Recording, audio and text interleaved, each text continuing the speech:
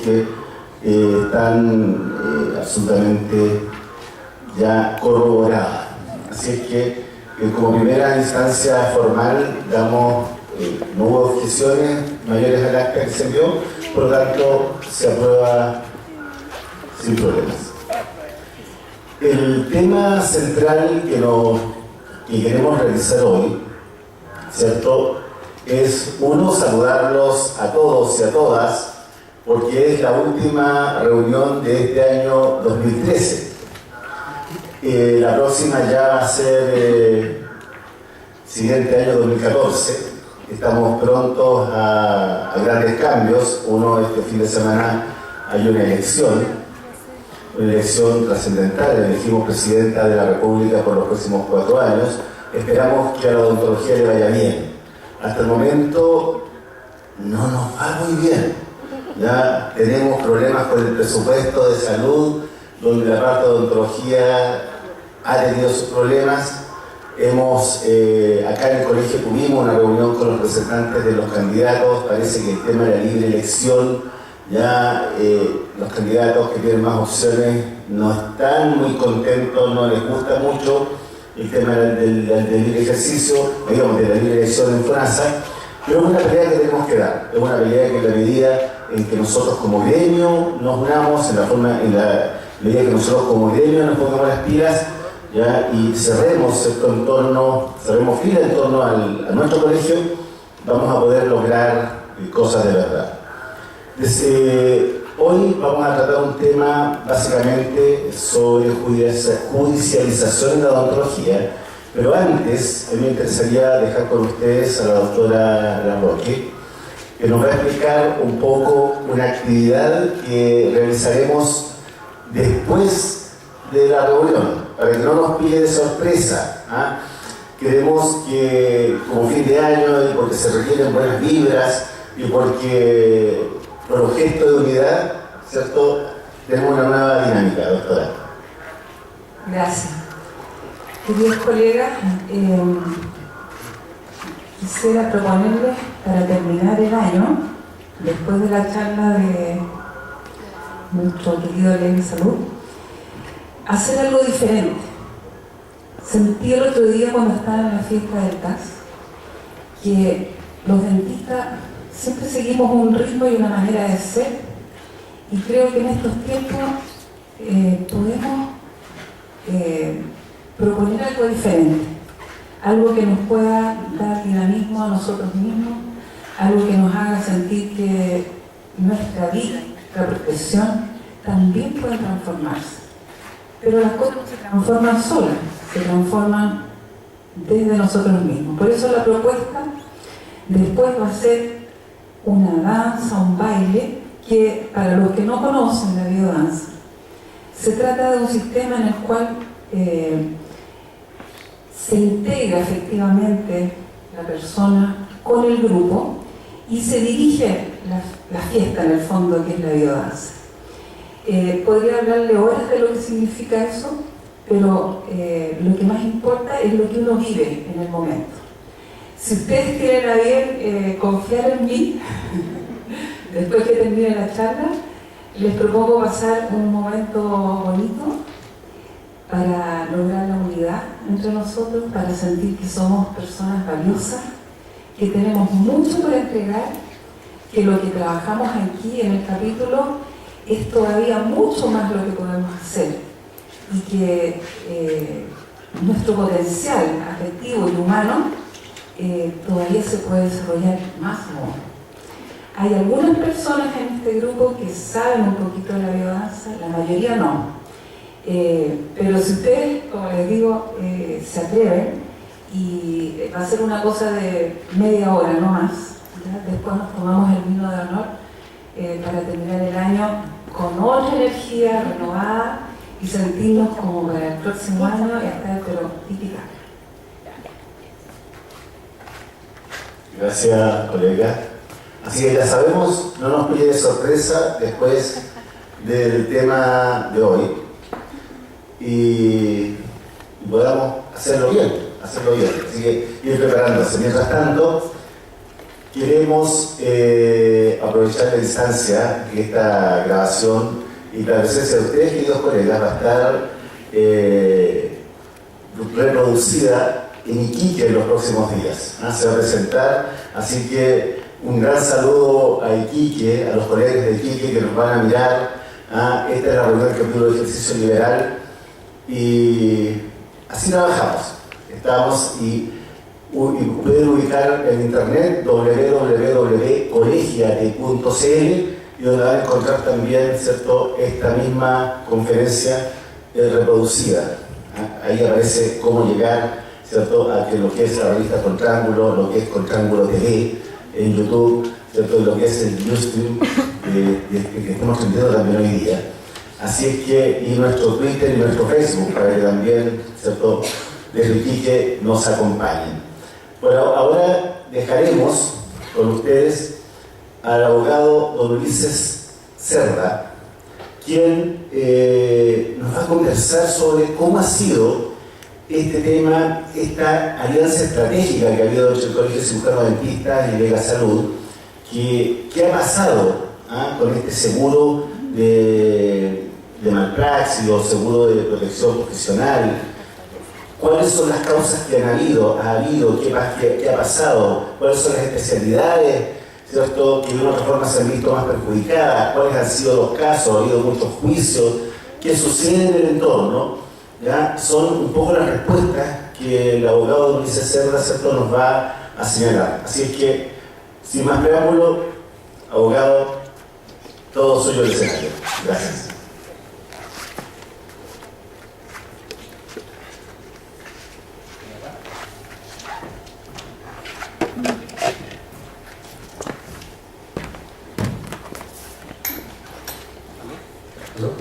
¿Sí?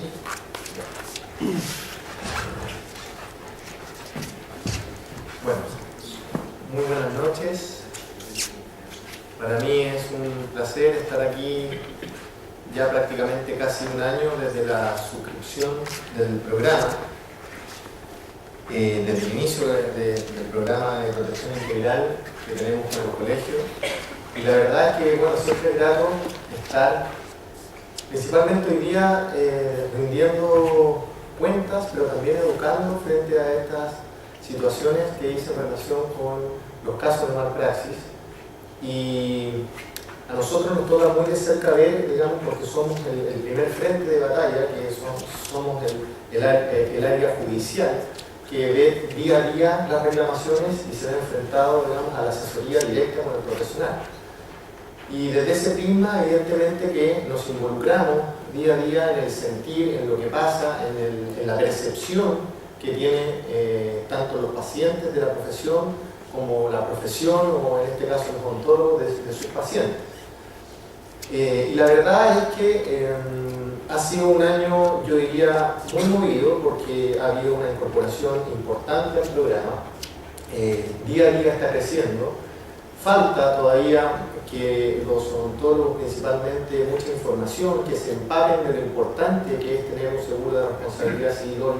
La verdad es que vengo ya escribiendo hace muchos meses en una columna que es de Dentópolis, un diario que circula, creo, vía internet, y en una de esas ponencias precisamente explicaba un poco cuál es el sentir de algunos profesionales frente a este tema todavía del seguro. Sienten que yo he escuchado respuestas como, por ejemplo, esta realidad a mí no me toca, yo soy muy prolijo en lo que hago, en regiones a mí no me demandan, la gente que generalmente yo atiendo no va a ejercer acciones judiciales en mi contra.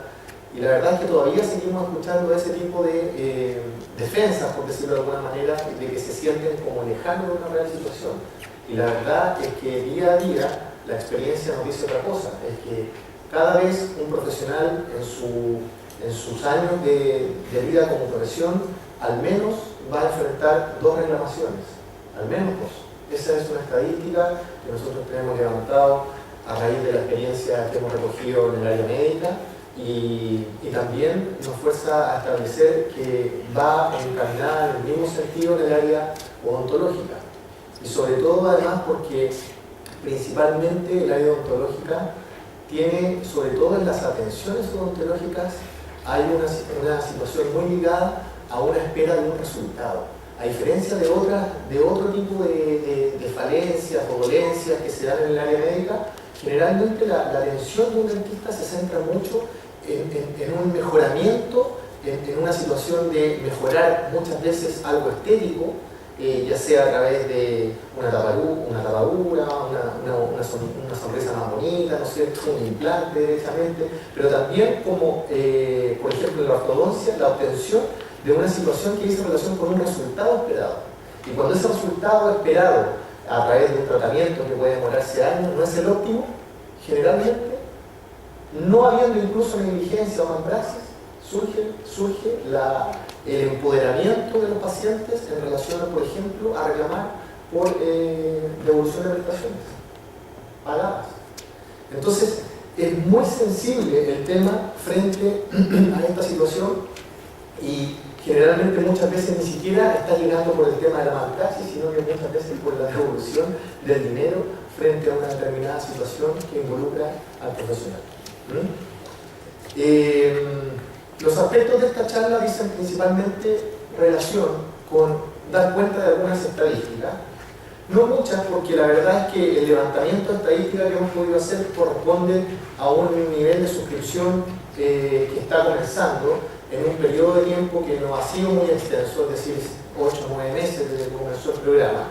Y yo diría que no es tan importante las estadísticas como sí la parte que voy a tocar respecto a las situaciones que nosotros hemos ido vivenciando en el día a día y también de exponerles cuáles son los frentes de responsabilidad que hoy día enfrenta un profesional odontológico, en este caso, odontólogo, los frentes de reclamación y cómo ir actuando frente a esas reclamaciones, cuáles son los riesgos principalmente que nosotros hemos asociado frente a estas situaciones, cuáles son las especiales condiciones que regulan este tipo de reclamaciones, cómo hacer frente hoy día a este despertar de reclamos, a este despertar de la nueva ley de derechos y deberes del paciente, etc. Y la verdad es que los invito a interrumpirme si es que es necesario con el objeto de que si surja alguna pregunta. Espero no alargarme tanto ni ser muy extenso, la presentación no es corta, pero trataré de ajustarme a los tiempos y trataré también de que sea lo más dinámica y entretenida posible, siendo que estas cosas siempre tienen aristas que no son muy simples. En todo caso, trataré de hablar desde el punto de vista práctico y no tan teórico, sino que más bien ligado a lo que es la práctica en el día a día de estos temas, más que a entrar o ahondar en temas jurídicos o artículos, etc.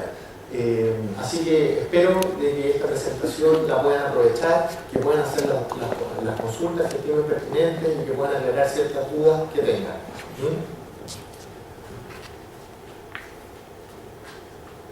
¿Acá? Ahí. Bueno, primero que nada decirles que desde tiempos memorables tener una linda dentadura ya era considerado símbolo de poder. Fíjense ustedes que en el Código Hammurabi del 200 a.C., aquel persona que le ocasionaba un daño a otra y, por ejemplo, le rompía un diente, tenía que pagar, digamos, una suma considerable de dinero, y en esa época la evaluaban en 1/3 de una mina de plata, decía ese Código de Hammurabi. Y incluso si es que el hombre al cual se le ocasionaba el daño era esclavo, tenía derecho a obtener su libertad. Fíjense que desde esa época ya había artículos ligados en el tema, digamos, odontológico. Y por lo tanto, sin duda que es un tema relevante. Reclamaciones en el programa de protección integral. Aquí es lo que yo les comentaba respecto de la situación que se da frente a la suscripción que ya tenemos y la estadística respecto de qué es lo que ha pasado. Y si ustedes se fijan, no hay mucha siniestralidad, pero hay algunas cosas que sí han ocurrido. Las demandas civiles en general son muy pocas, es decir, lo que menos hay hoy día son demandas civiles. Pero sí tenemos un porcentaje no menor de mediaciones, 2,5% en este universo de 9 meses, que son 20 mediaciones en el año, o sea, en 9 meses, lo que no es poco. Hay investigaciones penales en curso que han sido de 1,5, es decir, prácticamente 18 investigaciones penales en curso. No digo que juicios propiamente tal, sino que investigaciones. Reclamos al CERNAC, fíjense, perdón, investigaciones penales eran un 2%, eran un 12%, 12 investigaciones penales. Reclamos al CERNAC 2,25, es decir, estamos hablando de 18 reclamaciones ante el CERNAC frente a determinadas situaciones. Sumarios administrativos, que no han sido muchos, un 0,5, y otras reclamaciones, y aquí está lo importante, 9%, es decir, 72 situaciones ligadas a otro tipo de reclamaciones. Ya voy a ahondar frente a esa estadística respecto de lo que quiere decir estas otras reclamaciones. Y es una información interesante. De hecho, ayer precisamente lo comentaba aquí con mi querido doctor Patricio Carrasco, quien es un colaborador importante nuestro en el día a día, por su gran experiencia como odontólogo ligado al área legal y además magíster, digamos, en el tema también de mediaciones y de derecho sanitario. Y comentábamos, él tiene una estadística muy interesante de mediaciones que viene recogiendo hace mucho tiempo atrás. Y la verdad es que quizás mucho más completa que nosotros tenemos, que se enmarca, digamos, dentro de este esquema, que después sería interesante, digamos, conocer algún comentario respecto a esa situación, con el objeto de comparar si es que estamos o no dentro de los parámetros, digamos, que tú manejas, Patricio, con esas estadísticas. Pero desde ya les comento que esto ha sido, digamos, un poco el día a día. Especialidades con más reclamaciones. Si bien yo diría que en las especialidades con más reclamaciones también creo que es temprano hacer una diferenciación por especialidad. Lo hemos hecho, no hemos rehusado hacerlo, pero yo diría que más importante que las especialidades, yo diría que lo importante pasa a ser el tipo de reclamo que se da, el tipo de reclamo que surge y que es transversal, yo diría, a casi todas las especialidades. Y que era lo que yo les comentaba, que dice relación precisamente con esta, entre comillas, espera de un resultado obtenido, ¿ya? Porque no son reclamaciones que dicen relación con la especialidad propiamente tal, es decir, oiga, usted cometió tal o cual negligencia, por ejemplo, en la no entrega de un consentimiento informado, o en una situación de carácter específico dentro de la atención, sino que es frente a una determinada situación, es decir, la endodoncia no logró el resultado esperado, la cirugía bucal no fue todo lo que yo esperaba, la rehabilitación oral, lo mismo la implantología, la ortodoncia, etc. Es decir, situaciones muy ligadas al tratamiento, a la espera de lo que se quería con el tratamiento, y situaciones también muy ligadas a el cobro, entre comillas, de un honorario versus un tratamiento ofertado y un posible resultado de ese tratamiento. ¿Ya? Yo diría que ahí se embarca este cuadro de otras reclamaciones que dicen relación con prácticamente 72 levantamientos de un reclamo frente a una determinada situación. ¿Ya?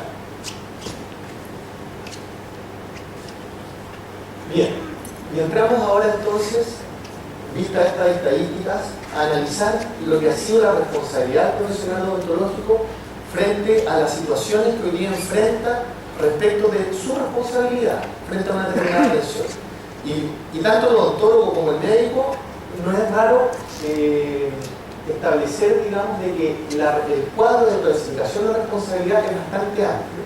Hoy día un profesional de la salud, y en este caso un odontólogo, enfrenta un cuadro de responsabilidad no menor, porque está involucrada el área administrativa, tanto en un sumario administrativo, está involucrada el área civil, que dice relación con una demanda civil propiamente tal ante un juzgado de letra de lo civil, pero también frente a los tribunales y juzgados de policía local, por ejemplo, relacionadas con normas de protección al consumidor, entiéndase CERNAC y juzgados de policía local. Y además, las investigaciones de carácter penales. Entonces, toda esa gama de responsabilidades es la que hoy día enfrenta un profesional odontológico. ¿Qué es lo que hacemos entonces frente a esa situación?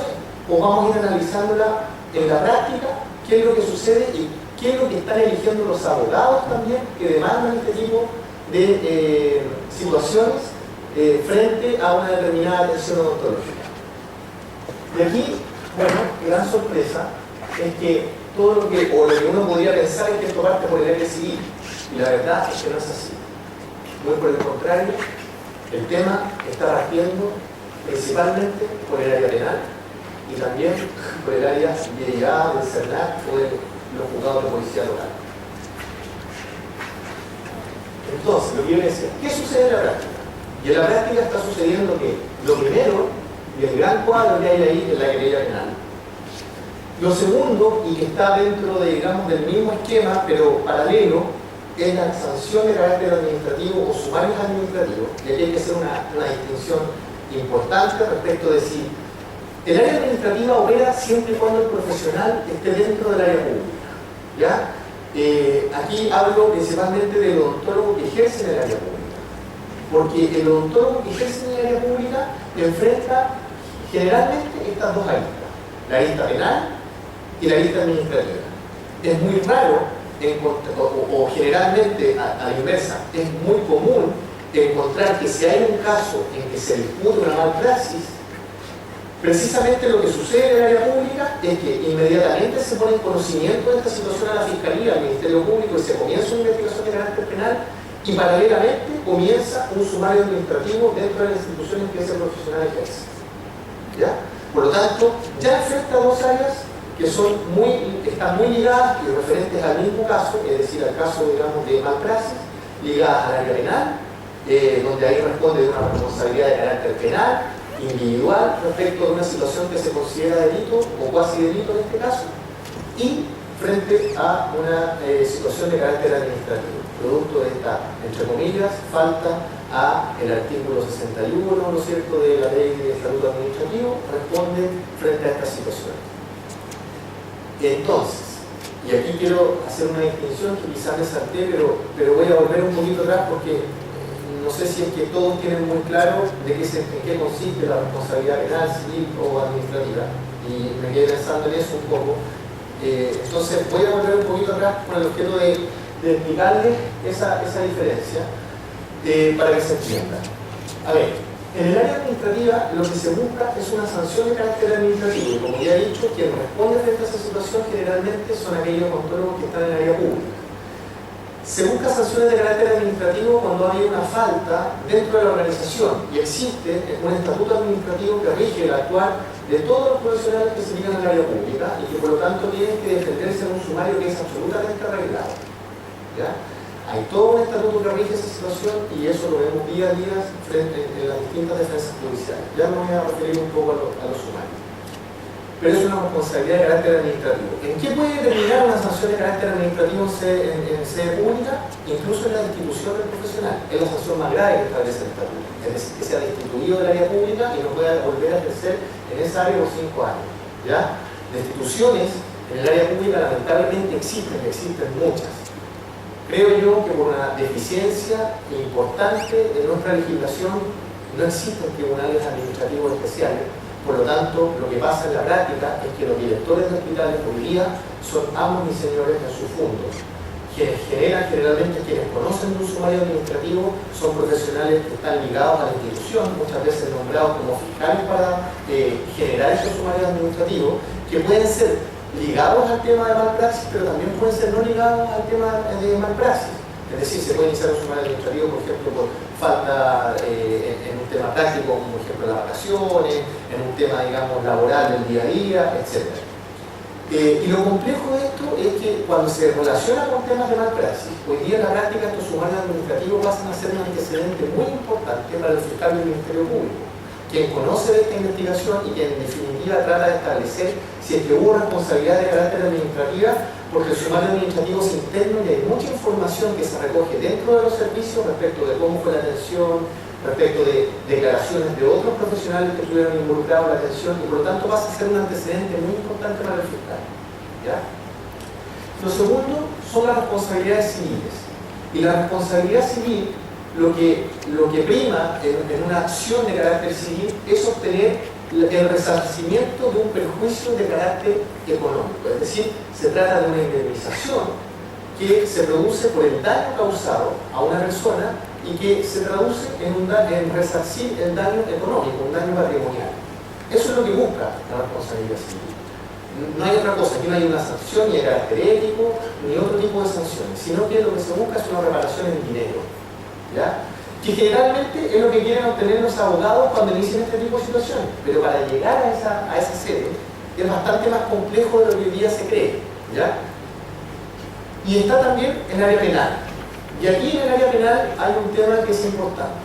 Uno dice, bueno, ¿por qué hoy día el profesional de la salud se ve involucrado en un tema penal?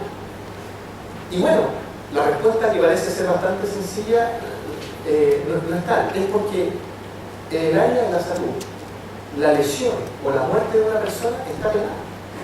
Está tipificado como delito. El problema es que los delitos hoy día requieren de una intencionalidad para ejecutarse y la pena es mayor. Y así distinguimos, lo que ustedes lo habrán escuchado, entre delitos y cuasi delitos. Pero la legislación penal nos llama mejor delitos dolosos o delitos culposos, es decir, aquel que siendo penado por la ley ha actuado con culpa, es decir, con negligencia, con imprudencia, con impericia.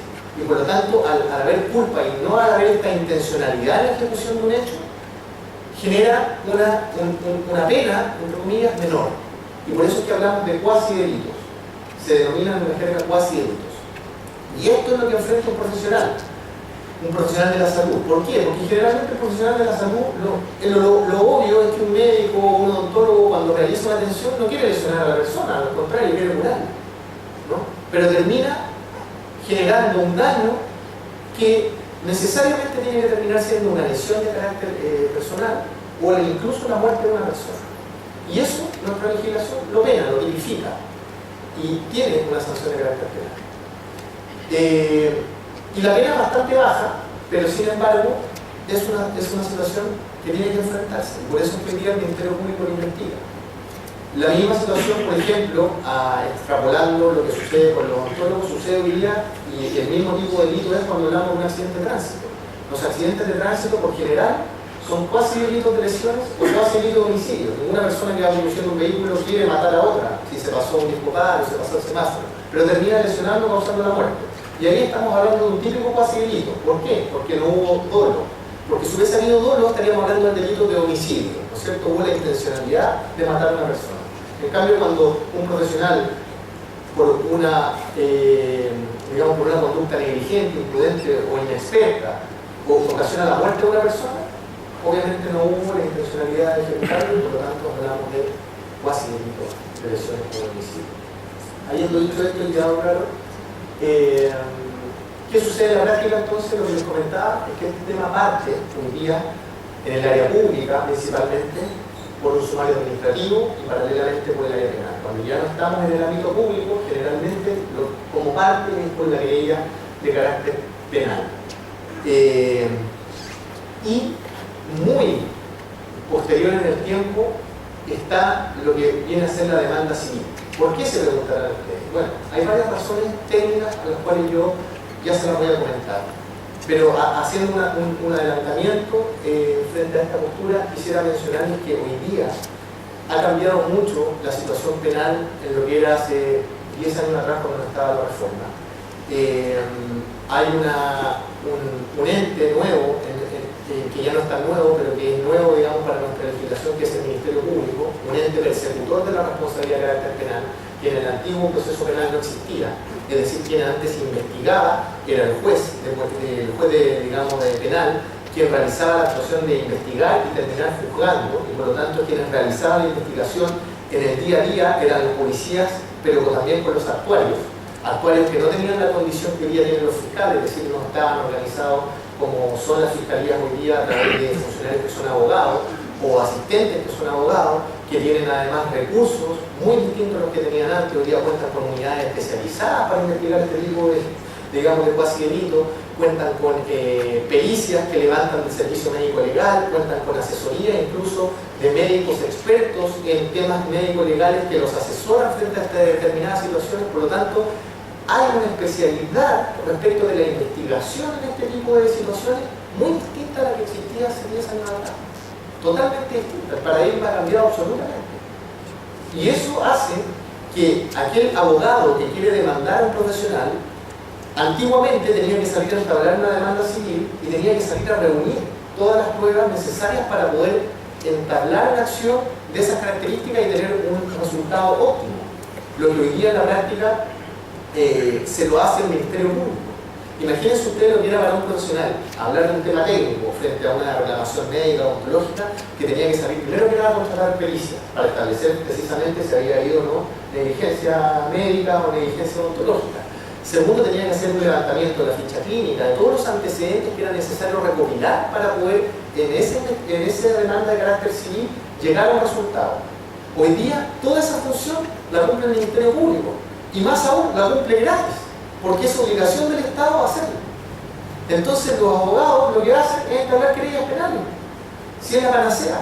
El fiscal del Ministerio Público tiene las pericias del servicio médico legal, tiene la capacidad de incautar las fichas clínicas, tiene la capacidad de pedir todos los antecedentes médicos, tiene la capacidad de poder citar a los odontólogos, a los médicos a prestar declaraciones y están obligados a comparecer. Tiene la posibilidad de hacer un levantamiento importante de todo lo que reúne lo que fue, digamos, el accidente, tiene la capacidad de ir a sumario administrativo.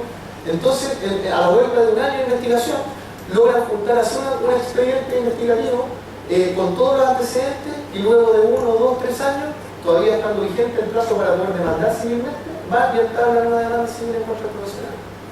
Por eso este día no es raro encontrar que una situación que ocurrió en el 2009 termine con una demanda en 2010 o el 2011 o incluso en 2012, estando dentro del plazo todavía para poder accionar civilmente, que son desde 4 años desde la ocurrencia del hecho y algunos establecen hoy día que son hasta 5 años si es que demandan por responsabilidad contractual. ¿Ya? Que la gran diferencia que se hace ahí en el cuadro entre responsabilidad contractual y extracontractual. Que es una clasificación bastante jurídica que no viene al caso, digamos, mencionarme ahora. Pero desde ya quiero mencionar que el plazo para demandar civilmente es hasta 4 años, desde la ocurrencia del hecho, en nuestra legislación, al menos. Algunos también interpretan que podrían ser incluso 5. ¿Ya? Entonces, por eso es que se inicia por la querella penal, por eso es que está el tema administrativo, y la demanda civil viene mucho posterior en el tiempo. Y viene además posterior en el tiempo, porque además de todo lo que yo les he agregado, existe una situación que se incorporó hace algunos años atrás relativa a la mediación. ¿Y qué es la mediación? Es un procedimiento que necesariamente es obligatorio para aquella persona que quiere demandar civilmente a un profesional de la salud. Pero no necesariamente es obligatorio para quien está citado a esa mediación. Es decir, hoy día el médico y el odontólogo está obligado a comparecer. No tiene obligación de comparecencia. Pero sí tiene, quien quiere demandar, la obligación de hacer el llamado a esta mediación. Con el objeto de, si esta mediación fracasa, conseguir un certificado que lo habilita en definitiva para poder entablar una demanda de carácter civil. ¿Ya? Y generalmente entonces es un pero más, o es una traba más, para que los abogados vayan y demanden, o entablen directamente demandas de carácter civil de forma inmediata. ¿Ya? Tienen que pasar por este proceso. Por lo tanto, obviamente, ya cuando hay un llamado a mediación, hay una, entre comillas, botón de alerta, porque es evidentemente probable de que pueda existir una demanda de carácter civil. Entonces, lo que yo les mencionaba, entrando derechamente aquí, vamos a analizar estos 3 rubros de responsabilidad que yo les he comentado. Vamos a ir generando también algunas situaciones que dicen relación con lo que nosotros hemos visto en la práctica, que son las recomendaciones que yo quiero hacerles hoy día, que quiero ojalá que dejen en su retina y que les sirva, digamos, para establecer cuáles son las importancias de esta situación. Y ante la justicia penal pasaba esto, el monito lo dice. El juez era quien realizaba toda la acción de investigación, lo que yo les he señalado, es decir, conocía los hechos, investigaba a través de las policías, peritos, testigos, actuarios, etc., y terminaba dictando una sentencia, absolviendo o condenando. Y había una participación del abogado querellante en este caso, que iba por la víctima, y del abogado defensor, que era frente a este juez que realizaba esta investigación. Pero hoy día, con la nueva reforma procesal penal, entra un ente totalmente distinto, que es el Ministerio Público. Y el juez ya no tiene una labor de carácter investigativo. El juez lo único que hace es conocer de los hechos. Quien le levanta la investigación, quien tiene que llevar adelante la persecución penal, es el fiscal. Y por lo tanto, es el abogado defensor quien es absolutamente el contrapeso en esta investigación de carácter penal. Es el contrapeso frente a este ente investigador facultado por el Estado para reunir ampliamente e investigar todas las pruebas. Dice la ley todo aquello que favorece y también todo aquello que perjudica. Y realmente hoy día, por el aparataje de tanto del Ministerio Público como la Defensoría Penal Pública que se creó, los fiscales realmente han perdido un poco la objetividad en la investigación de los casos, porque muchas veces cuando los fiscales comienzan una investigación, la investigación va principalmente encaminada a buscar un culpable. O sea, no hay ningún fiscal que empiece una investigación que no quiera tener culpables. Generalmente ellos quieren tener responsables y en definitiva el peso de demostrar lo contrario está en la defensa. Y lamentablemente los recursos destinados a la Defensoría Pública son muy distintos a los destinados al Ministerio Público. Entonces, un defensor penal público hoy día está saldado de pega, con muchos delitos de mucha mayor connotación e importancia que esta, donde estos temas son mucho más técnicos que otros, y por lo tanto, lo evidente y lo lógico es que no le toman la trascendencia y la importancia que lo requiere.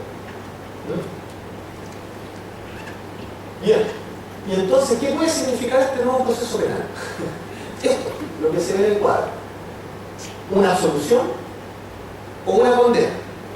No hay otra alternativa. Y puede terminar también con un término de la investigación por parte del fiscal cuando ha logrado demostrar que la investigación no arrojó resultados que pudieran terminar, digamos, acreditando un hecho negligente.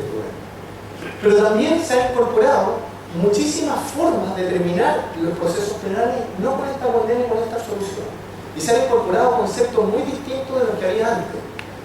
Lo que se denominan los acuerdos, y esto es muy raro en el derecho penal, pero hoy día es así en nuestro procedimiento, acuerdos económicos dentro de este proceso penal, que están dados precisamente para cierto tipo de delitos, ¿ya? Y en este caso, generalmente para los delitos culposos, es decir, para aquellos cuasi delitos.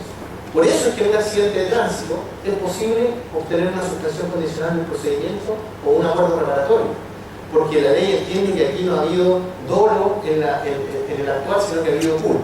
Y también esto es posible obtenerlo en las áreas penales respecto de negligencia médica o de negligencia ontológica. Entonces, aquí existe esta posibilidad. Es decir, si incluso vemos o es posible estar frente a una situación en que realmente hubo una malpraxis, hubo una negligencia, bueno, en esta área penal tenemos la posibilidad de tener una suspensión condicional o un acuerdo reparatorio desde el punto de vista económico. Por eso también que termina siendo tan importante tener pólizas de responsabilidad civil, porque nadie quiere que le ocurra un hecho, pero a veces los errores existen.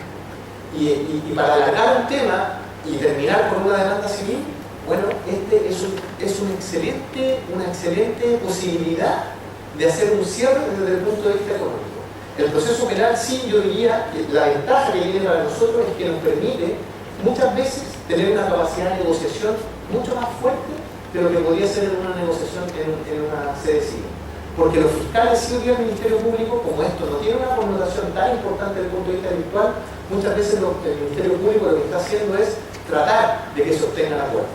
Es decir, y forzar a la parte y decir, oye, ¿por qué no llegan a acuerdo? ¿Para qué van a meter una demanda? Y permite muchas veces poder entrar a negociar en esta área ciertas situaciones que son de determinadas características.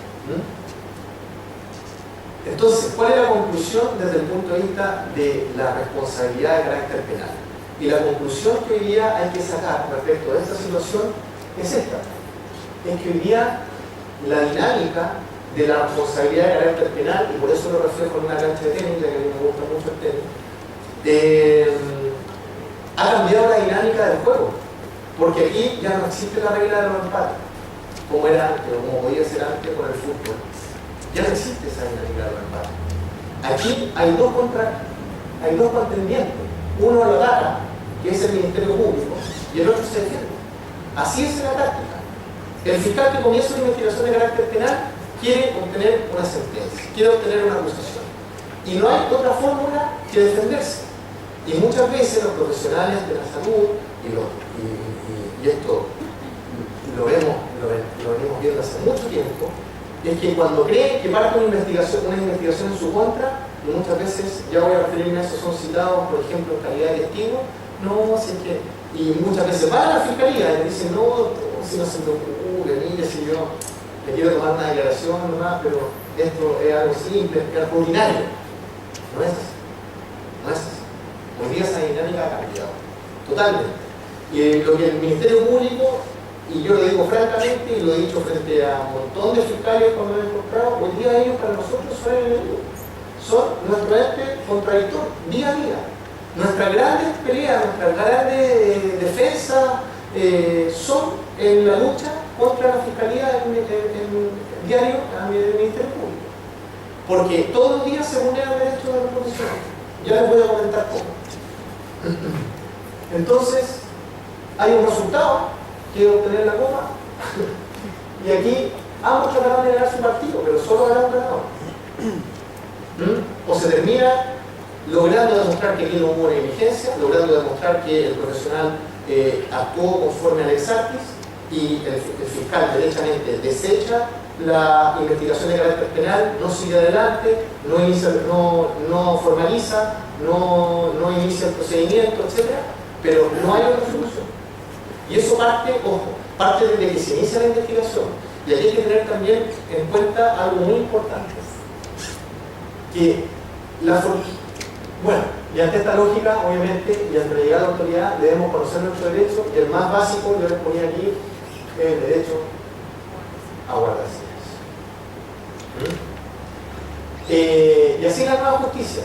¿Y por qué es tan importante esto? Y les quiero comentar. Muchas veces las formalizaciones que se producen dentro de este sistema penal nuevo, es el hecho de cuando el fiscal en una audiencia le comunica a la persona que está siendo objeto de una investigación de carácter penal. Y lamentablemente, en nuestro derecho, eso no ocurre. ¿Ya? Digo, no en nuestro derecho, en este especial tipo de situaciones, no ocurre. Fíjense ustedes que a diferencia de un accidente de tránsito, como ya les contaba, se asemeja mucho porque estamos hablando de cuasi delito de lesión y cuasi delito de homicidio.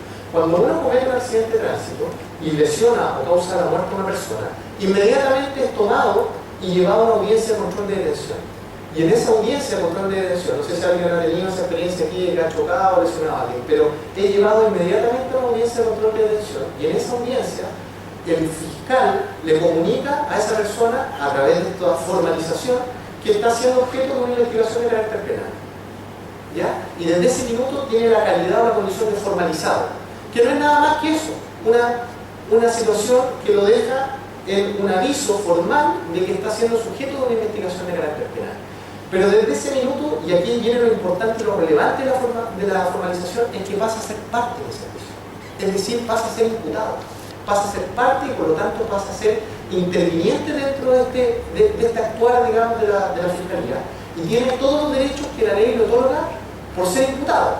Por ejemplo, el derecho a guardar silencio. Por ejemplo, el derecho a obtener copia de la carpeta investigativa del fiscal. Por ejemplo, tener derecho a comparecer con abogado en la audiencia que el fiscal lo decrete. Por ejemplo, tener derecho a comparecer con abogado a declarar frente al fiscal. Muchos derechos que curiosamente no tiene el testigo. ¿Ya? Y aquí viene, y atención por la vulneración de derechos, la primera recomendación. En este proceso penal, lo que está ocurriendo es que muchas veces lo que sucede en este tipo de situaciones de negligencia o malpraxis médica o ontológica es que no hay formalización. Los fiscales no formalizan a los profesionales que son denunciados, por ejemplo, por un tema de malpraxis. ¿Y por qué no formalizan? Y aquí está la gran diferencia. No formalizan porque si formalizan, se ponen un plazo que la ley les exige al código de 2 años para investigar. Pero además, habiendo defensa o abogado de defensa, el abogado en esa audiencia lo puede apercibir al fiscal a que investigue en menor tiempo. Es decir, fiscal, 2 años es muchísimo para que usted investigue esto. Se trata de una atención que se brindó hace 6 meses atrás, los antecedentes ya están, por lo tanto, yo creo que un plazo razonable para que usted investigue son 60 días. 1 mes, 2 meses, 3 meses, como máximo. Los fiscales tienen muchísimas causas y se sienten adorados. Entonces, han buscado un resquicio legal para no tener que ponerse este plazo al cuello. Y por lo tanto, no formalizan este grupo. Y con eso, no tienen nunca un plazo corriente para investigar. Por lo tanto, todas las investigaciones de carácter penal que se hacen en el tema por malpraxis comienzan precisamente con una investigación formalizada. Entonces uno podría pensar aquí, bueno, el fiscal tiene otro tipo de derechos a actuaciones. No es así. El fiscal tiene todos los derechos iguales como si fuese una investigación formalizada. Tiene derecho a leer la ficha clínica, tiene derecho a citar y que la gente comparezca, tiene derecho a contar con las policías y con los peritos para poder investigar. Por lo tanto, hoy día las investigaciones de carácter penal comienzan de formalizada, lo que ya es un problema para nosotros. ¿Por qué? Y aquí viene la vulneración de derechos. Porque los profesionales son citados a declarar, muchas veces por la PDI o por carabineros, en calidad de testigos y no de imputados. Y fíjense ustedes que curiosamente el testigo no tiene derecho a comparecer con abogado. El testigo no tiene derecho a guardar silencio. El testigo no tiene derecho a conocer de la carpeta investigativa. O sea, el testigo no es parte del juicio. Entonces, la vulneración se produce porque evidentemente los fiscales saben de esta situación, sin embargo, abusan de esta condición y lo que hacen es citar a los profesionales de esa calidad. ¿Y qué hacen la mayoría de los profesionales que no tienen asesoría y que no saben esto? Concurre, va, declara, piensa que si no lo hace va a tener algún problema y precisamente lo hace además presionado por la PDI y muchas veces por la Fiscalía. Yo siempre cuento esto como ejemplo. Fíjense ustedes que el año 2009, si no me equivoco, nosotros fuimos abogados de casi todos los médicos que estuvieron involucrados en el caso Cesárea de Felipe.